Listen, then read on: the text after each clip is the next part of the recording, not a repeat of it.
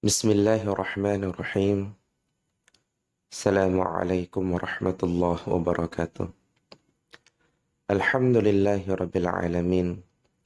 Ashhadu an la ilaha illallah wa ashhadu anna Muhammad Rasulullah. Allahumma salli ala Sayyidina Muhammad wa ala ali Sayyidina Muhammad amma ba'd.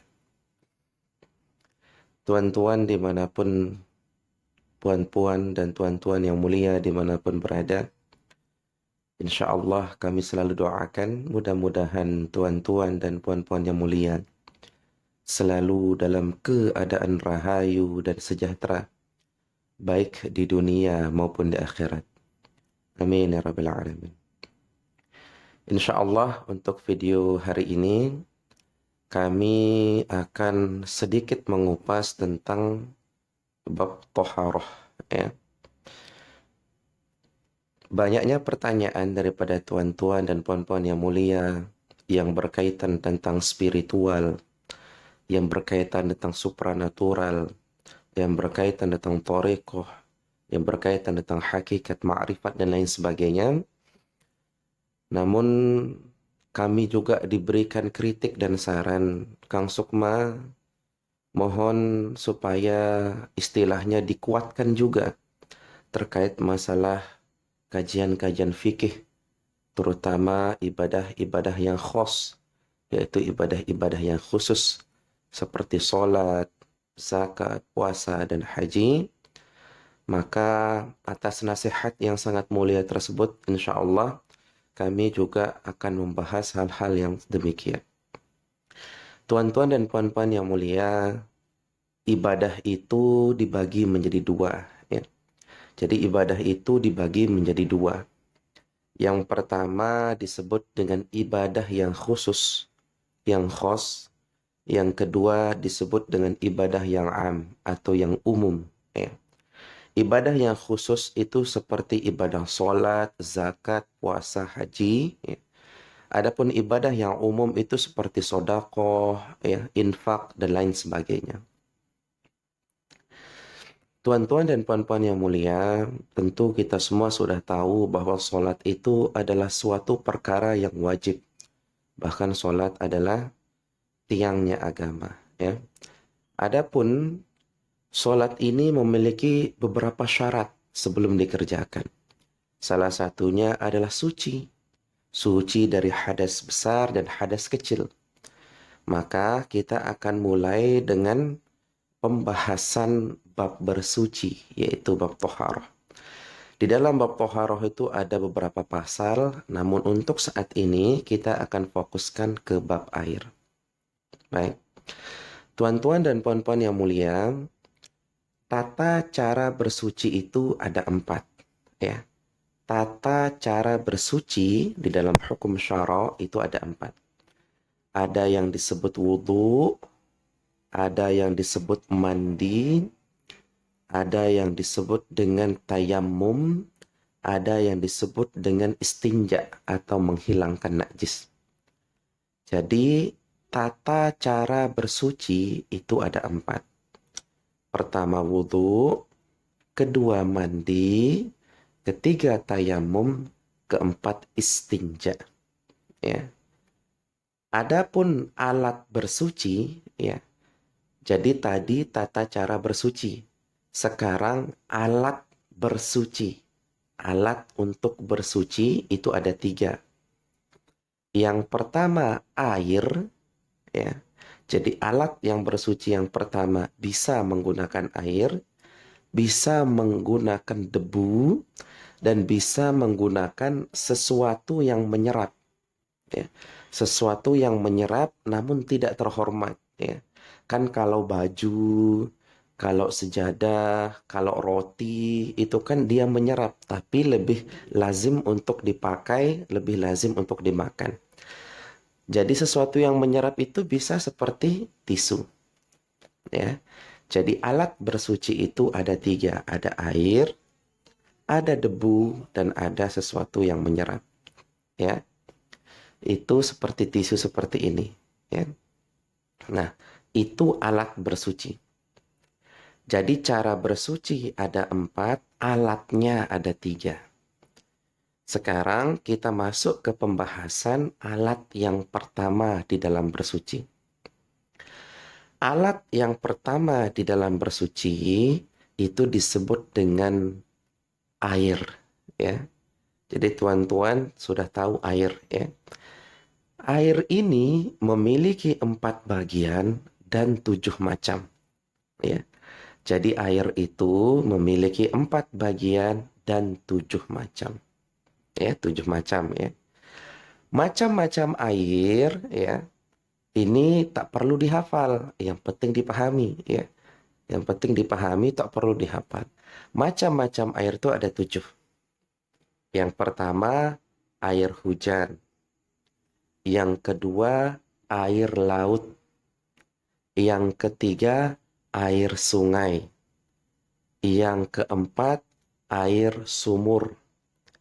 Yang kelima, air mata air. Yang keenam, air embun. Yang ketujuh, air salju. Ya. Jadi macam-macam air itu ada 7. Adapun pembagian air itu ada 4. Ya. Macam-macamnya ada 7. Pembagian air ada 4. Pembagian air itu adalah yang pertama, air mutlak. Yang kedua, air musta'mal. Yang ketiga, air mutanajjis. Yang keempat, air musyammas. Ya. Jadi, air itu dibagi menjadi 4 bagian. Yang pertama, air mutlak. Apa itu air mutlak? Air yang suci pada zat airnya. Dan air ini bisa mensucikan bagi lainnya. Dan tidak makruh untuk menggunakannya. Inilah air mutlak. Ya. Jadi air mutlak itu adalah air yang bukan bagian dari air yang 3 nanti. Air musta'mal, air mutanajis, dan air musyammas. Jadi air mutlak adalah air yang bukan bagian dari yang 3 ini. Musta'mal, mutanajis, dan musyammas. Nah, jadi air mutlak itu adalah air yang suci pada zatnya, mensucikan bagi lainnya, dan tidak makruh memakainya. Seperti air keran, air sungai yang biasa kita gunakan bersuci. Yang penting tidak termasuk dari yang 3 ini. Lalu timbul pertanyaan, bagaimana ketika air itu suci pada dirinya, lalu tercampur, ya, tercampur dengan hal-hal yang suci lainnya? Maka tidak boleh dipakai bersuci. Karena air itu terikat dengan kelaziman. Ya, contoh, ketika air bercampur dengan gula dan kopi, airnya suci, gulanya suci, kopinya suci. Ketika dicampur menjadi air kopi, apakah lazim kita gunakan untuk mensuci wajah, mencuci tangan? Maka tidak lazim. Maka air tersebut terikat kelazimannya, maka tidak bisa digunakan untuk bersuci. Seperti air teh, ya. Ada airnya suci, tehnya juga suci. Ketika dicampur, maka lebih lazim untuk diminum daripada untuk membasuh kaki, ya. Jadi air tersebut terikat kelaziman, maka lebih cocok untuk diminum, bukan untuk digunakan bersuci. Nah, ini air mutlak. Yang kedua, ada yang disebut dengan air musta'mal. Air musta'mal adalah air yang sudah digunakan bersuci. Jadi air yang sudah kita gunakan bersuci, lalu air tersebut kita gunakan bersuci lagi. Maka itu adalah air musta'mal. Sebagai contoh, ya. Ketika saya berwudu, ketika saya membasuh wajah, air yang jatuh dari basuhan wajah saya itu disebut dengan air musta'mal. Air bekas saya bersuci. Air bekas untuk mensucikan. Maka itu adalah air musta'mal. Dan air tersebut tidak bisa digunakan untuk bersuci kembali. Contoh, apabila kita sedang mensucikan baju. Ini bagi ibu-ibu yang sering mencuci pakaian menggunakan ember dengan air tergenang. Jadi ember rata-rata itu adalah kurang daripada 2 kullah. Jadi rata-rata ember itu kurang daripada 60 cm tinggi dan 60 cm lebar. Lalu ketika air itu tergenang di dalam ember, ketika kita masukkan pakaian, kita bersihkan di sana, keluarkan pakaian itu, masukkan pakaian yang baru, maka pakaian yang baru ini tidak bisa disucikan karena air yang di dalam ember sudah digunakan bersuci. Artinya sudah musta'mal. Lalu caranya gimana? Caranya adalah silahkan dibersihkan dulu semua pakaian, tak apa-apa menggunakan satu ember dan menggunakan air yang sama. Silahkan disikat dulu, dibersihkan dulu, disabun dulu. Ketika dia sudah bersih, ya menurut kita bersih, baru kita sucikan dengan air yang mengalir dari keran. Tinggal kita buka kerannya, lalu kita ambil bajunya, kita gosok-gosok sedikit, niat untuk mensucikan dengan air mutlak. Ya, yaitu air yang keluar daripada keran tadi, air yang baru itu. Maka insya Allah hukumnya juga suci. Tapi kalau menggunakan air yang masih tergenang di dalam ember untuk niat mensucikan, itu tidak bisa. Tetapi menggunakan air di dalam ember untuk membersihkan, itu bisa. Karena bersih dengan suci itu beda. Ya. Jadi kalau barang yang suci sudah pasti bersih. Tapi kalau barang yang bersih belum tentu suci. Karena hukum suci itu adalah hukum syara'. Ya. Sedangkan bersih itu adalah hukum kesehatan. Nah, jadi ketika kita masukkan pakaian di ember yang tergenang airnya, yang mana kurang dari 60 cm tinggi dan lebar, untuk membersihkan tidak apa-apa. Tapi nanti setelah mencuci, maka alirkan air, basuhlah dengan air yang mengalir. Tinggal dikocok sedikit aja, niatkan disucikan dengan air mutlak. Ya. Jadi air musta'mal adalah air yang sudah kita pakai bersuci. Itu air musta'mal. Lalu yang ketiga, ada yang disebut dengan air mutanajis. Air mutanajis adalah air yang kejatuhan najis. Ya. Jadi air mutanajis adalah air yang suci tapi kejatuhan najis. Ya.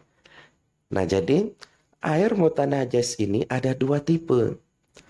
Tipe yang pertama adalah tipe di mana air itu kurang dari 2 kullah atau kurang dari 60 cm tinggi dan lebar.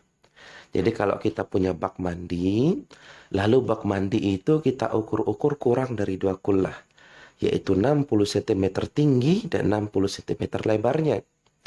Lalu ketika air ini kurang dari 2 kullah, lalu kejatuhan najis. Bisa tai cicak, bisa tai ayam. Ya. Ketika kejatuhan najis pada air tersebut, walaupun airnya kelihatan bening, walaupun airnya tidak berubah, warnanya, rasanya, baunya tidak berubah, tetap hukumnya tidak boleh digunakan bersuci karena air itu mutanajis. Yaitu kejatuhan najis yang mana air itu kurang daripada 2 kullah. Ya. Nah, tipe yang kedua dari air mustanajis yang kedua adalah air yang banyak. Ya. Air yang lebih daripada 2 kullah, yaitu 60 cm tinggi dan 60 cm lebarnya. Ya. Jadi kita punya bak lebih daripada itu, atau ibaratnya sungai. Ya. Atau ibaratnya danau, atau ibaratnya kolam. Ya. Airnya kan banyak sekali, lebih dari 2 kullah. Namun apabila pada air tersebut kejatuhan najis sampai berubah warna, rasa, dan baunya berubah, maka hukumnya mutanajis. Walaupun airnya banyak, tetapi warnanya berubah oleh najis, baunya berubah oleh najis, maka hukumnya mutanajis. Misalkan ada sungai, ya sungai itu besar, dan kita tahu sungai itu banyak airnya, ya.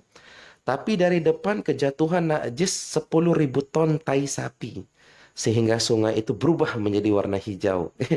Maka hukum daripada air tersebut adalah mutanajis dan tidak boleh digunakan untuk bersuci. Nah, itu air yang mutanajis tipe yang kedua.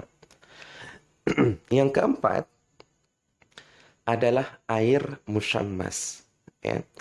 Yang keempat adalah air musyammas. Air musyammas adalah air yang dijemur di bawah terik matahari menggunakan tandon atau bejana besi. Ingat ya, besi. Besi yang mudah berkarat. Jadi apabila kita menjemur, kita punya tandon, kita punya apa namanya itu? Drum terbuat dari besi. Lalu besi itu terjemur di bawah terik matahari dan berisi air, maka air di dalam drum itu, di dalam besi atau di dalam bejana yang terbuat dari besi, maka hukumnya makruh untuk kita bersuci dengannya. Jadi hukumnya makruh untuk kita bersuci dengannya. Nah, lebih baik kita menghindari dan juga tidak sehat untuk kesehatan. Namun kalau menggunakan plastik tak apa-apa ya. Menggunakan plastik atau sesuatu yang tidak menimbulkan karat berlebih, maka tidak apa-apa. Adapun besi biasanya menimbulkan karat yang tinggi, apalagi di bawah terik matahari. Belum kena embun, belum kena panas, kena embun, kena panas, maka besi itu akan mudah untuk berkarat. Maka air musyammas adalah air yang dijemur di bawah terik matahari menggunakan bejana besi. Dan hukum menggunakannya adalah makruh. Baik, tuan-tuan dan puan-puan yang mulia, jadi ini mudah-mudahan bermanfaat ya bagi diri saya dan mudah-mudahan bermanfaat bagi kita semua. Adapun tuan-tuan yang ingin istilahnya membaca atau belajar tentang bab-bab fikih dasar, bisa menggunakan Fiqhul Wadih ya. Atau bisa menggunakan Fathul Qorib, atau membeli buku-buku terjemahan, buku-buku fikih 4 madhab bebas. Mau pakai Syafi'i, Maliki, Hanafi, Hambali, boleh. Tapi kalau kita di Indonesia lebih condong menggunakan Syafi'i. Akidahnya Asy'ari, tasawufnya adalah Al-Ghazali, insyaallah ya. Jadi belajar spiritual itu penting, belajar ma'rifatullah itu penting, belajar torekoh itu penting, belajar hakikat itu penting, dan belajar syariat itu tidak kalah penting. Karena syariat itu adalah pondasinya. Ya, karena syariat itu adalah pondasinya bagaimana cara kita beribadah kepada Allah Subhanahu wa taala. Tuan-tuan dan puan-puan yang mulia, apabila ada salah kata kami mohon maaf ya. Yang belum paham silahkan diulang-ulang, ya, silahkan diulang-ulang video ini. Dan kami mohon bantuannya tuan-tuan, yang jika berkenan, jika konten ini bermanfaat, jangan lupa subscribe, like, share, dan komentar. Dan silahkan follow, insya Allah ya. Mudah-mudahan bermanfaat ya. Apabila ada salah kata, kami mohon maaf karena itu datang dari hawa nafsu kami. Namun apabila itu benar, maka itu datang daripada Allah Subhanahu wa taala, tidak datang dari diri kami. Ya. Jadi salahkan kami mohon maaf. Namun kalau itu benar, jangan puji kami.